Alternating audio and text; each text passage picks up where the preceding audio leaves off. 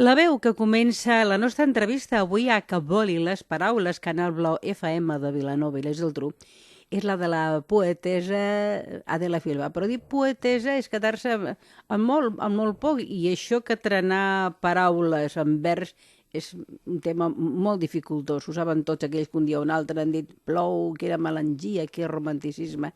Començo a dir, i més enllà del cor i alguna altra cosa més, ha estat difícil de poder embastar. Doncs l'Adela, a més, és també cantant. Aquesta era la seva veu i ens interpretava la Sorra amb el grup del Xavier Rodon. És una cançó que és inèdita, que no ha estat encara presentada en cap concurs. Han pogut també calibrar les notes agudes, el xorro de veu que s'acostuma a dir d'aquesta dona. Adela, tu de la teva vida has anat fent un continu anar estudiant, no?, mentre treballaves també. Sí. Bé, si ho explico des del començament, sí, potser ho entendreu millor. Vaig començar a estudiar música que tenia ja 26 anys. És a dir, que jo treballava amb una màquina de cosir i sempre ja de menuda deia, quan sigui gran, me casaré amb un músic o seré músic, perquè era una mica pixota. Però passaven els anys i ni una cosa ni l'altra no passava. Però un any, pels Reis, la meva germana em va regalar una guitarra. I quan la vaig veure vaig dir, d'aquesta no me separen. I al gener ja començava a estudiar, vaig tenir que anar a una de particular, i després ja vaig anar a l'escola de música, mentre treballava i estudiava, vaig fer 4 cursos de cop al Conservatori del Liceu. Clar, a aquella edat tu no podies entrar si no era amb una prova, però clar, com que feia ja 4 cursos i la prova ja era bastant sòlida, no? I ja vaig anar endavant, i va anar molt bé. I se'm va posar al cap, no sé per què, perquè a mi el superior no m'ha servit mai per res. He fet de professora de música, però el superior no me l'han demanat. I tenia jo la seva d'aconseguir el superior, i ho vaig aconseguir. I a més vaig estudiar piano, i quan ja havia fet tot, o sigui, ja havia fet tota la carrera de guitarra, que després vaig fer també virtuosisme amb en William Waters, a casa seva, clar, en particular. Tot això d'una guitarra? Sí, una guitarra. Tot això surt d'una guitarra i d'una força de voluntat extrema.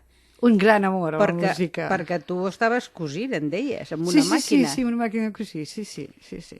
I ja n'estava una mica fins a la coronilla, perquè feia molts anys i moltes hores i treballava molt, a casa d'una germana, però treballava molt. I llavors ja es va començar a creuar, o sigui, creuar vull dir que feia classes, ja a partir de tercer o així ja els professors em feien donar classes als altres, als nens i així. I ja em van començar a demanar de fer classes particulars, vaig començar que no cobrava res. I a mica ja vaig deixar la màquina. I llavors només feia classes de música. Però a mi el que em duia era una gran passió, això sí, un gran amor a la música o el que fos, però és que... I m'encantava estudiar.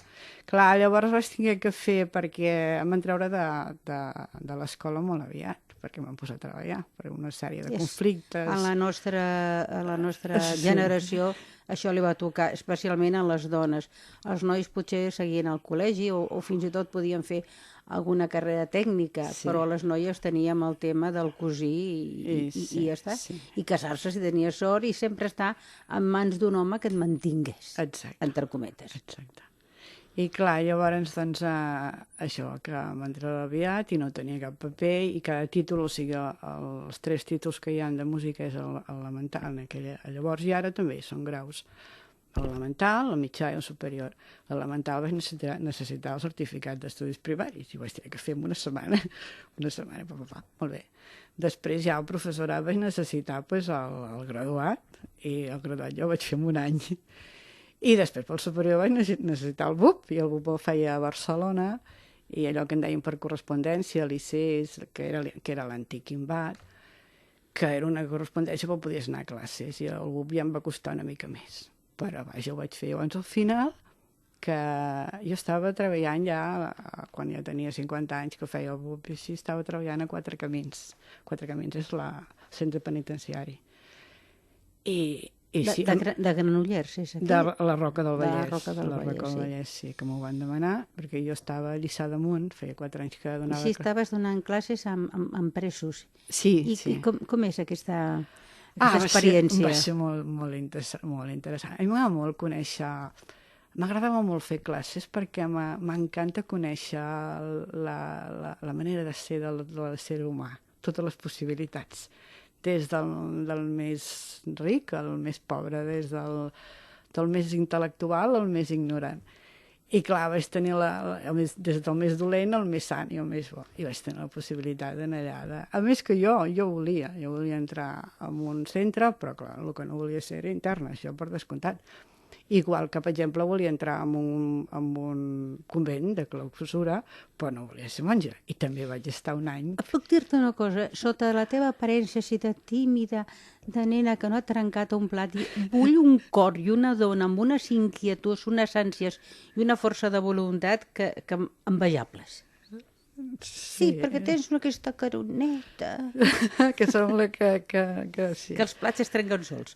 Sí, però no. Ha estat una dona forta perquè estar treballant amb presos necessita sobretot, a més de voluntat, un carisma, un saber explicar, un cor, un domini de la situació important. I molta intuïció.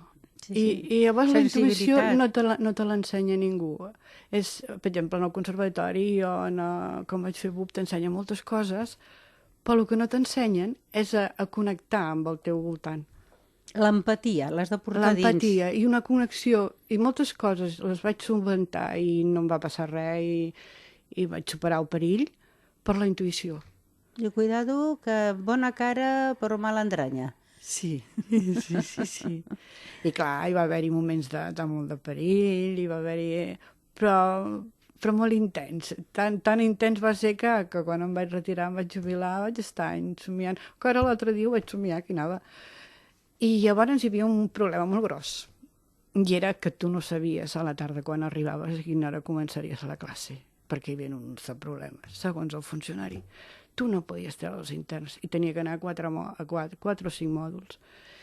I clar, i tu no sabies si aquella tarda podries fer classe, que no la podries fer, i la problemàtica que hi havia. I quina era la música que les persones que estan preses per un motiu o un altre, l'aprendre a escoltar, els interessa més? Depèn de cada un. Sí. Depèn de la formació de cada noi. Per exemple, hi havia els rockeros, hi havia els flamencos. Tots feien els seus clans, I llavors també hi havia els individuals, perquè hi havia un de Berga, de la Patum de Berga, que vam arribar a fer temes de la Patum en un festival. Clar, hi havia gent que se n'enfumia.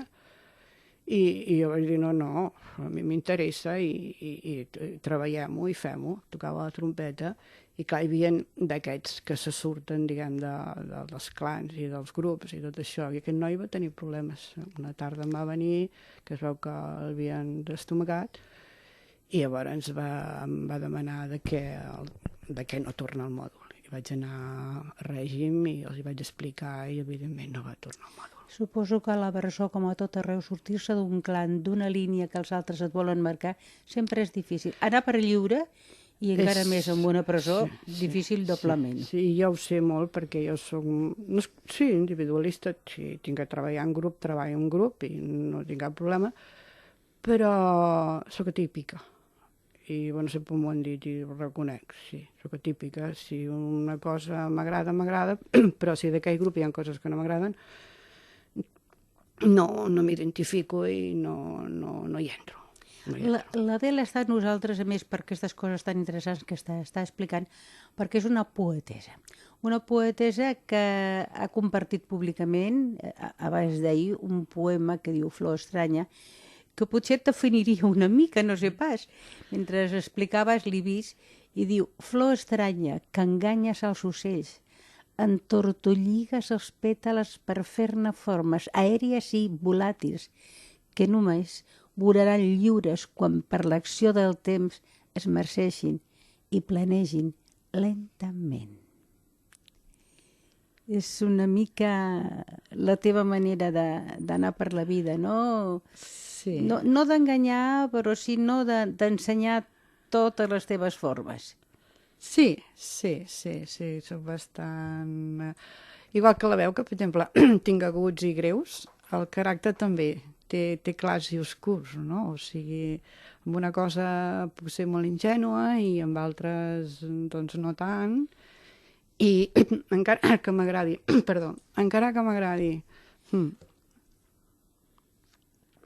m'agradi somiar i així, toco de peus a terra. Sí, això és el millor dels somniadors, és que són molt pràctics alhora. Sí. Perquè saben que de lo contrari es peguen una pinya... Sí. Me n'he fumut de pinyes moltes. És que si no, no aprens a viure. Sí. Aquí hi ha una altra que diu fulles seques de tardor, d'un gran formosor, de candiment amb lluor, de l'arbre rei vas caient, i per mi m'és molt plaent, de goig m'ompliu la ment, la vostra coloració, descendents fins la fusió, ocre d'indefinició. Aquest no pensis que els vaig fer per tant l'un com l'altre, perquè estic fent una sèrie que surt des del primer vers, que és del cervell. Llavors, a partir del cervell, he volgut anar entrant a les neurones, a una sèrie de components que fan que nosaltres, doncs, el sistema nerviós, per exemple, fa que funcionem i funcionem més o menys més bé. I clar, això és molt feixuc per a la gent, no els acaba d'agradar. Llavors feia com una mica la sal i el sucre. I aquestes, tant la flor estranya com les fulles seques, és el sucre, i l'altra és la sal.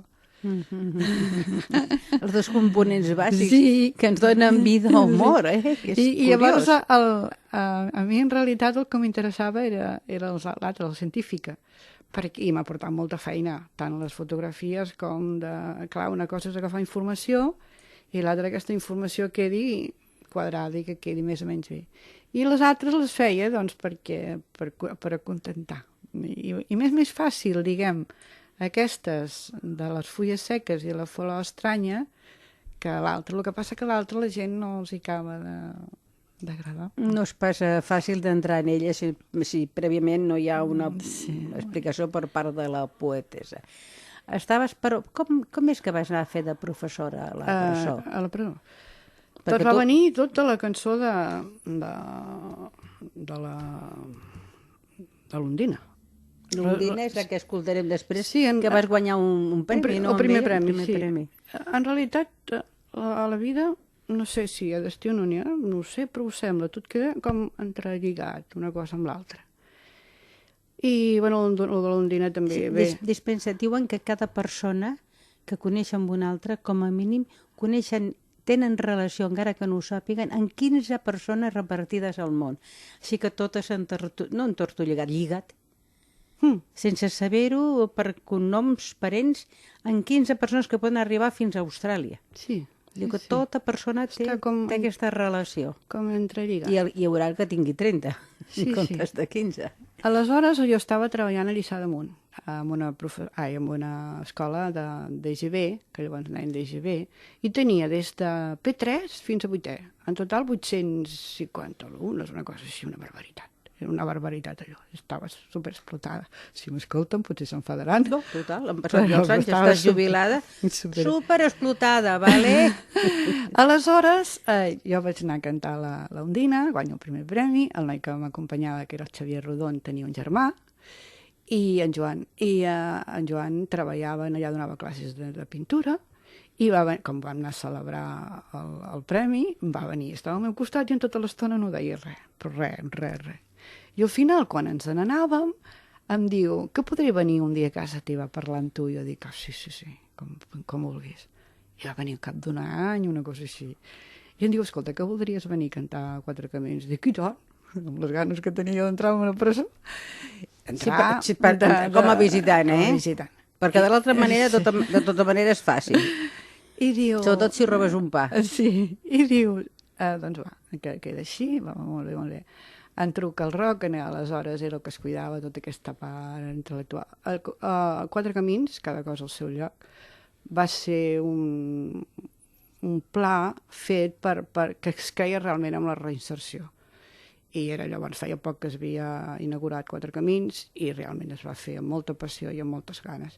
I la gent que es buscava, almenys al principi, després ja es va deteriorar, es buscava gent professional. I llavors el Roc em truca i em diu que vins a cantar? Sí, sí. Per la cara? Sí, home, no et preocupis. Per la cara vol dir que no es cobrava res. Sí. Sabem d'acabar, No et preocupis. Bueno, quedem així i l'endemà em torna a trucar i em diu, escolta, què saps de música? Dic, home, estic donant classes de música a Lliçà d'Amunt. Doncs vine cap aquí. Dic, a veure, ja estic treballant. Que no, vine cap aquí.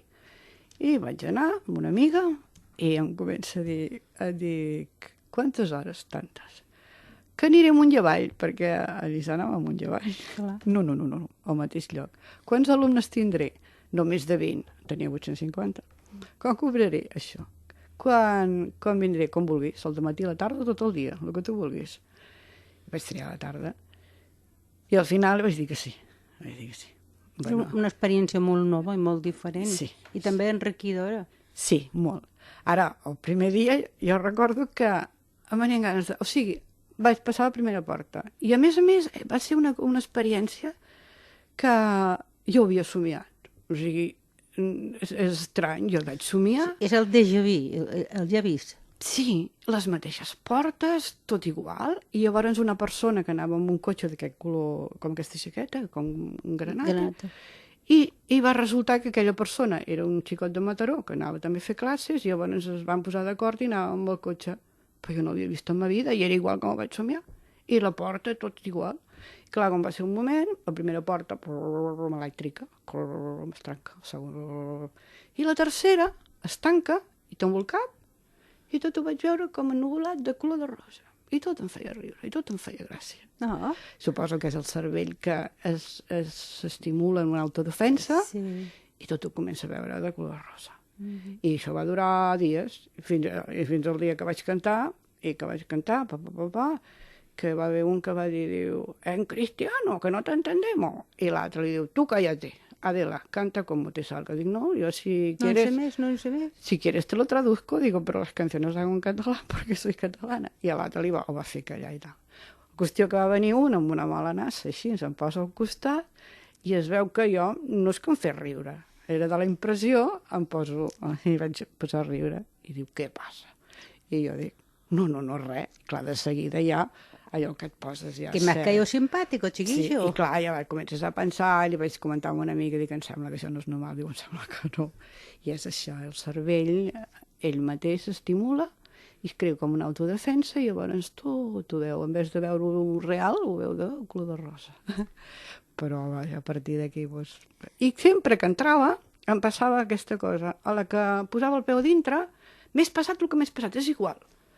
El cap em feia com un xip i pof! I llavors em venia un de dramàtic, com veia un allà mig estirat, o no sé què, i deia, va, tu, aixeca't, i els hi donava ànims.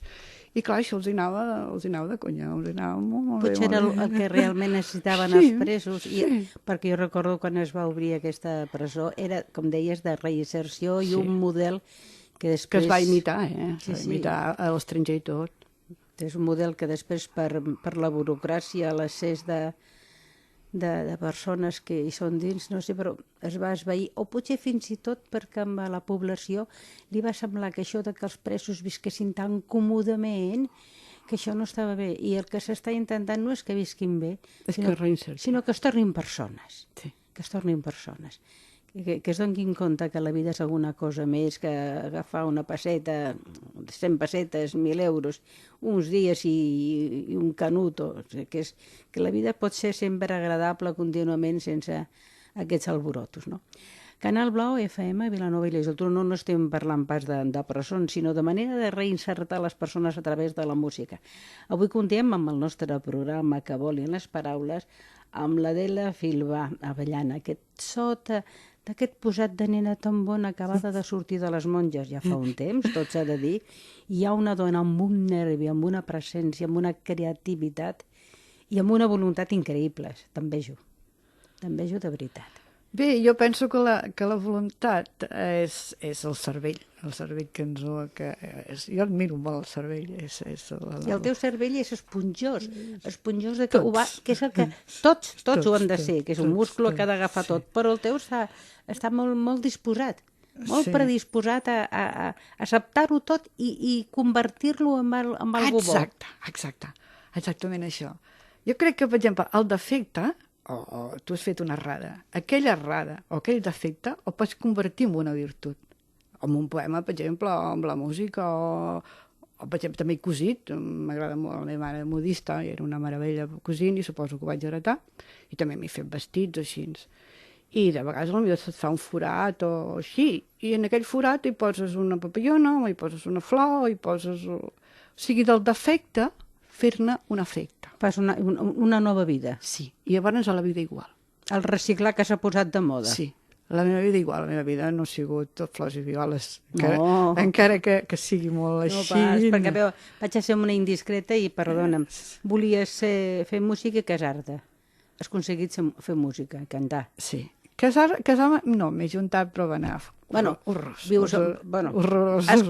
No parlo de casar-me com a sacrament, sinó com a viure en parella. Sí. No era el teu. Et vas equivocar. Sí, no tenia que haver triat aquella persona. Bueno, jo no vaig triar, ell em va triar a mi, va ser, no sé, allò que t'enamores i no sé, va ser un error. Les equivocacions d'amor. Un error. Qui no ha tingut una equivocació d'amor no ha viscut, també, eh? Molt fort, i la feina vaig tenir dintre tot al final encara vaig tenir sort, però no se m'olia pas anar ni... No. Clar, estava a la mar de bé, amb una poetessa cantant que treballava per 3. Sí, no. I llavors no, amb aquesta part, la part així d'enamoraments no m'ha anat bé. Però llavors suposo que és que tinc que ser així, i llavors ho pal·ligo amb altres, per exemple, adoro la natura, m'encanta, per això de tota la vida. Tens un munt de poemes dedicats a la natura, però aquí hi ha un que m'interessa molt, que diu a l'escalinata del Liceu. No recordo el què ni el quan del que anava a fer al teatre del Liceu. Però sí, m'amoro, la meva última ullada a tu. Ni cap llumenera encesa, ni les llombardes més lluents eren minces al teu esplendor en aquella entrada ostentosa. I amb la meva mirada presa en uns ulls verds com el Segre, ornamentat d'arbres frondosos, et deia adeu amb recança. Ja mai més de prop veuria la refulgent llambregada i sense saber-ho però intuint admirava en mesmerisme. Cada graó era l'enemic que de tu em separava, cada escaió una estirada a l'eter adeu a l'oblit. I vaig pujar a la graonada del gran teatre del Liceu i la catifa escarlata era un núvol que em guiava. Ja res més a mi em torna. D'aquella última vegada, només sé que no volia deixar-me dels teus ulls i s'allunyava lentament aquella cara endinsada dins les criptes del meu cervell on per sempre hi és desada. Què? Aquest personatge és, diguem, el gran amor de la meva vida. Jo he mirat per sobre, perdona que no hi hagi llegit massa bé, però una cosa o una altra de fallar amb aquesta vida. Però de cop m'ha semblat que aquí hi havia un gran amor, aquells ulls verds. Sí. No era ni més guapo ni més lleig que els altres. No, els ulls verds. Però és un efecte, o sigui, que al moment que el vaig veure em vaig quedar impressionada. I clar, llavors, dintre de què mai ni he viscut ni hem sigut res, però sí que sóc feliç d'haver sentit el que vaig sentir. Era tan immens, tant, quan ho veia, és que jo no m'he flipat amb la meva vida, però suposo que més o menys deu semblar, és que volava, és que no em sentia els peus a terra, era una cosa tan extraordinària. Però és que aquesta passió d'amor que va sentir poques persones casades, hi ha 33 fills i 45.000 nets, se les han sentides. Perquè potser et diuen, sí, em vaig casar, és que m'havia de casar, no?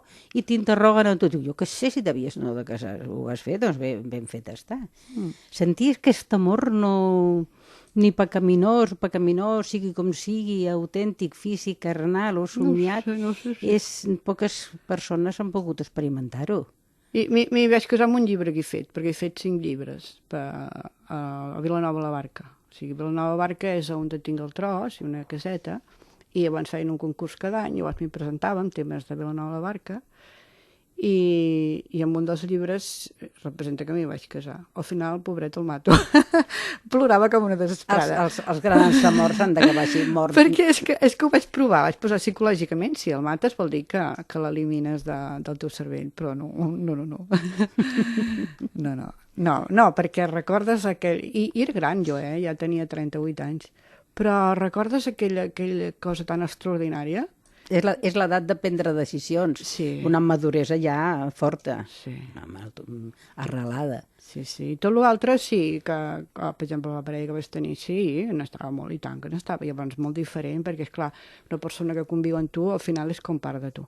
I quan se'n va és com si t'arrenquessin alguna cosa de tu mateixa. Però no era aquell... El cor, per descomptat.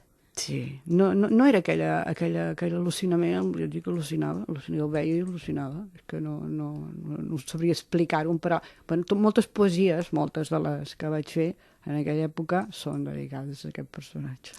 És que l'amor dius que no sé què em passa, no sé si és així o és això. Diu que aquest és l'autèntic amor, aquell on no saps explicar què és el que li trobes, per què t'has enamorat. És que no sé, aquest és l'amor. Perquè mira, m'he enamorat d'ell perquè és així o això. Tu no has de poder tenir paraules per explicar el foc del cor. No.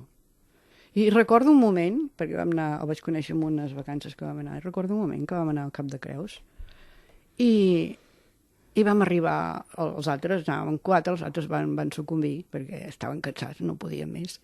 I jo volia arribar al final del Cap de Creus. I arribem al Cap de Creus, i ell i jo, i ell mira la immensitat i diu, és immens. I jo me'l miro, vaig pensar, tu ets immens. I clar, llavors aquella unió que sents amb el paisatge i amb aquella persona... Comunió. Sí. Comunió més que unió, no? Sí, una comunió, una cosa extraordinària, que quasi que no sé, físicament jo no vaig tenir contacte així, però era tan excels, tan meravellós, aquella afinitat d'ell i jo i la natura, i allà al final de Cap de Creus, veient tota la mar. És una sensació, això que dius, no? Que és inexplicable, però que és meravellós. Això és amor, això és amor. És meravellós. Aquí hi ha una cosa molt divertida teva que diu, ai, no sé. Em queda gravat aquests 3 mots. Ai, no sé. Hi ha persones que res els hi agrada i quan els hi proposen una alternativa sempre diuen, ai, no sé. Així que desmunten allò que s'ha creat i pel sol fet de no haver-ho fet ells ja estan prou satisfets de desbaratar-lo tot. I sense cap programa ni idea nova, només, ai, no sé. Quina pobresa d'esperit, ser tan limitat, sec i desfavorit en donar solucions a allò que no els agrada, però que no hi donen un nou plantejament idoni.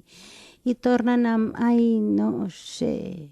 De l'ai no sé, que no porta a res, n'he trobat a pilons al llarg dels meus projectes i sort que no tothom és tan insuls i buit d'idees com per dir, ai, no sé.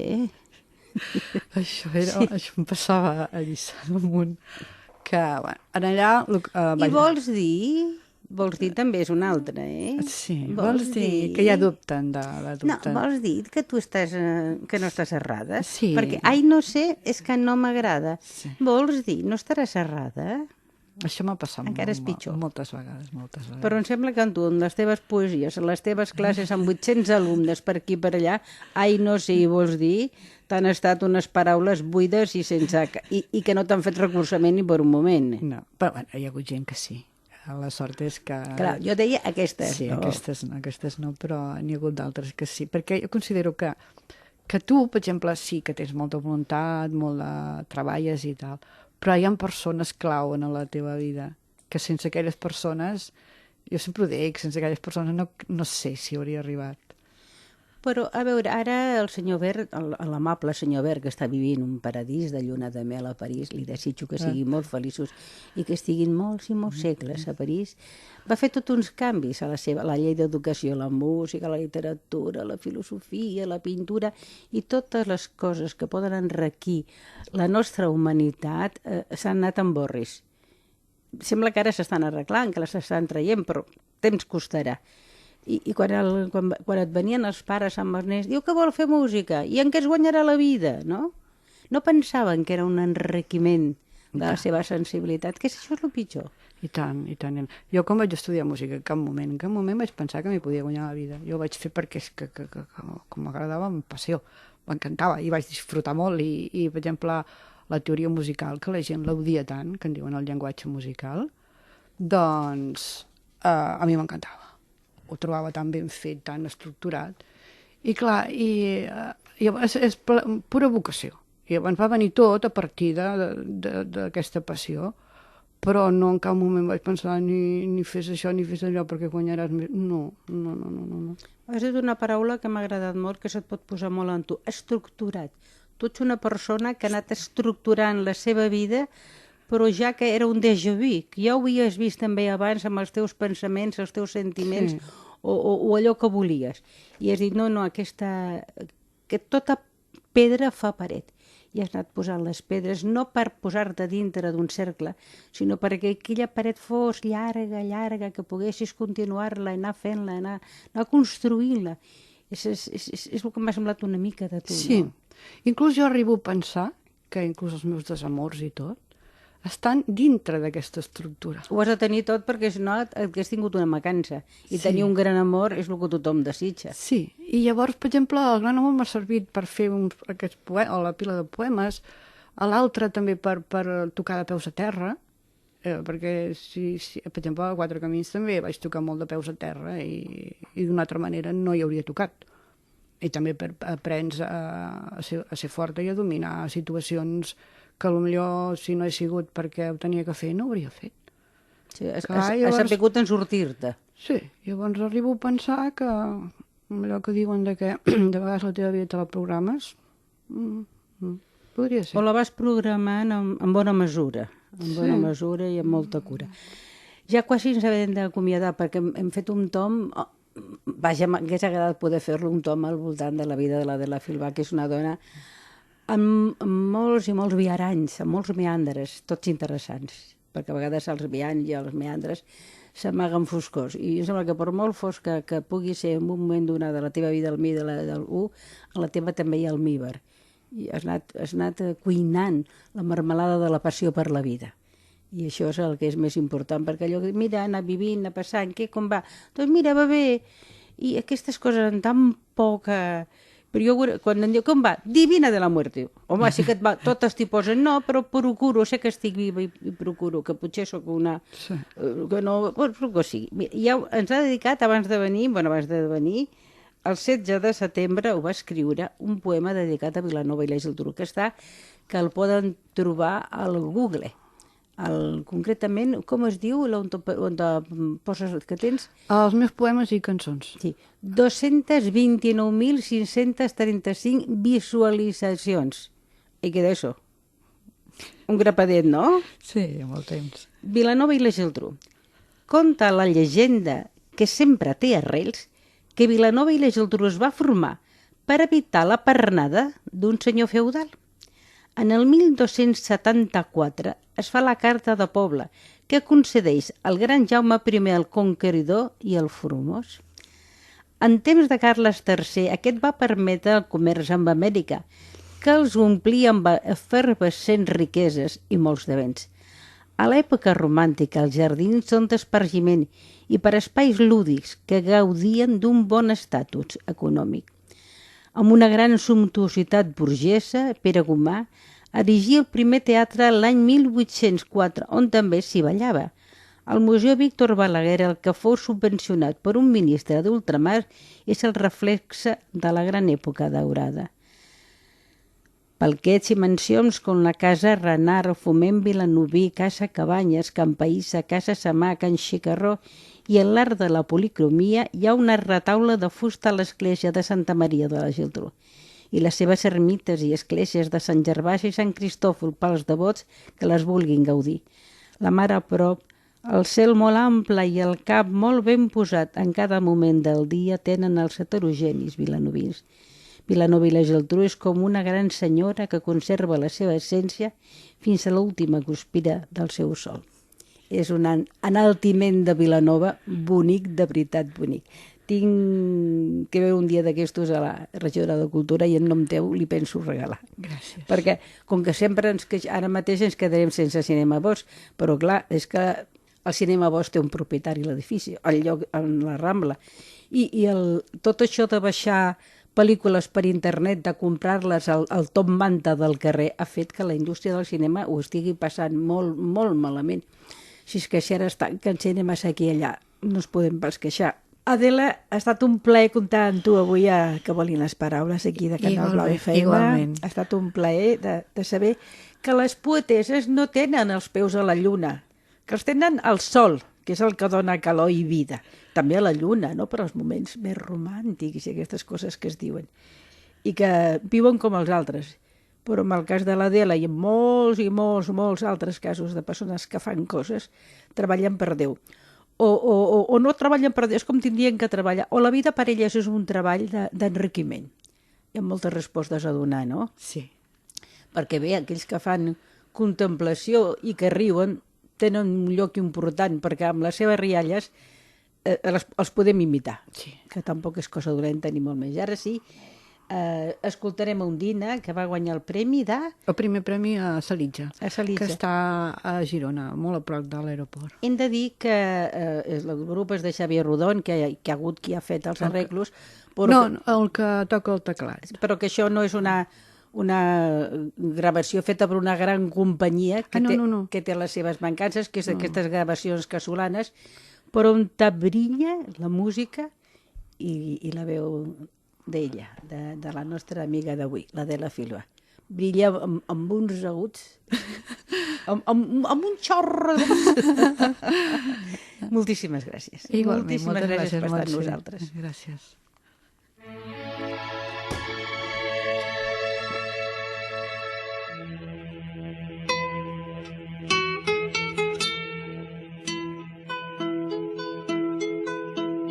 Ondina blava que el riu estimes,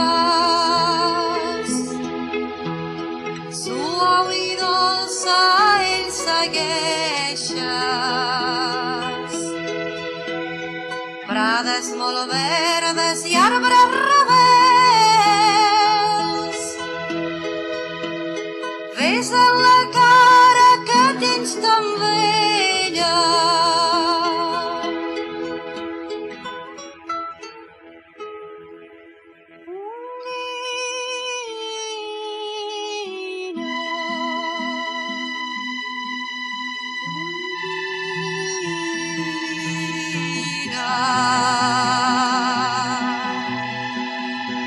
Ondina, ondina, ondina.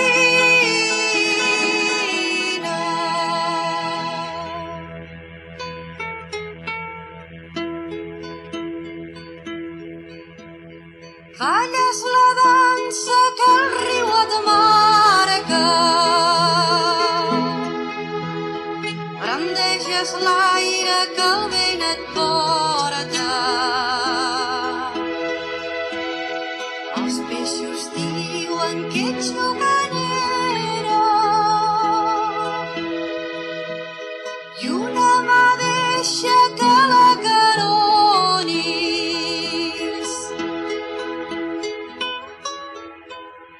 Ondina, ondina, com balanceges de l'ombra a l'ombra, que vens en calma el seu fullam.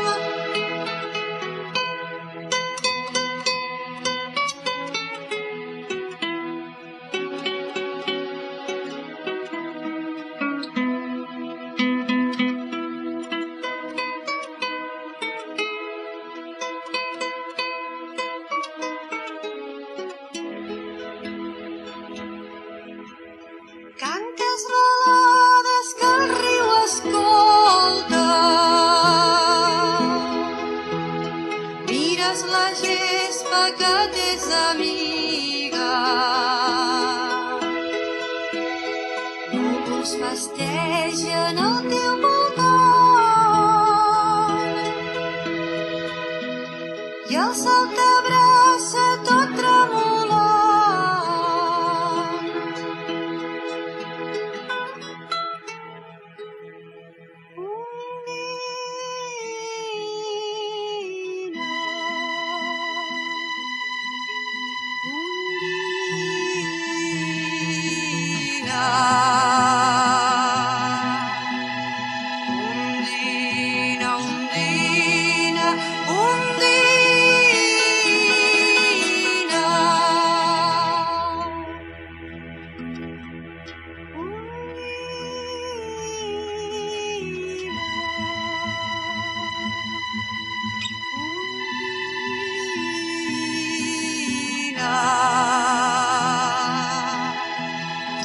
Undina, undina, undina.